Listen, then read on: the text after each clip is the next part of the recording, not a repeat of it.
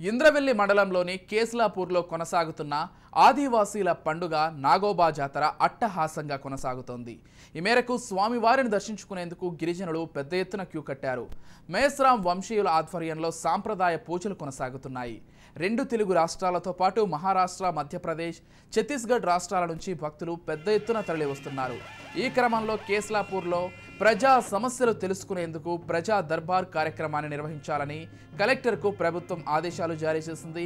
ఈ మేరకు ప్రజల సమస్యలను దరఖాస్తుల రూపంలో స్వీకరించి పరిష్కరించనున్నారు. అదేవిధంగా జాతర సందర్భంగా ఆదిలాబాద్ జిల్లాలోని అన్ని ప్రభుత్వ, ప్రైవేటు విద్యా సంస్థలకు కలెక్టర్ సెలవు మంజూరు చేస్తూ ఉత్తర్వులు జారీ చేశారు. అయితే ఇంటర్ విద్యార్థులకు పరీక్షలు దగ్గర పడడంతో తరగతులు యథాతథంగా కొనసాగుతున్నట్లు అధికారులు తెలిపారు.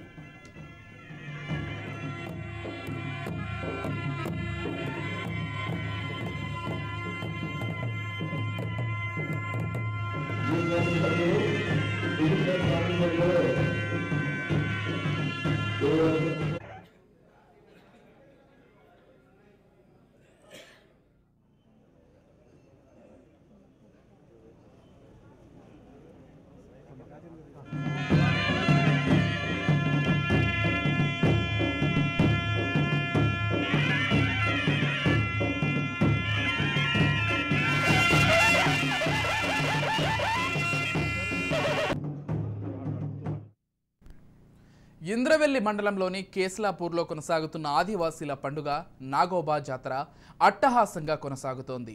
ఈ మేరకు స్వామివారిని దర్శించుకునేందుకు గిరిజనులు పెద్ద ఎత్తున క్యూ కట్టారు. మేస్రాం వంశీయుల ఆధ్వర్యంలో సాంప్రదాయ పూజలు కొనసాగుతున్నాయి.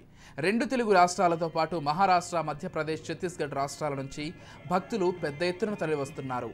ఈ క్రమంలో కేస్లాపూర్లో ప్రజా సమస్యలు తెలుసుకునేందుకు ప్రజా దర్బార్ కార్యక్రమాన్ని నిర్వహించాలని కలెక్టర్కు ప్రభుత్వం ఆదేశాలు జారీ చేసింది.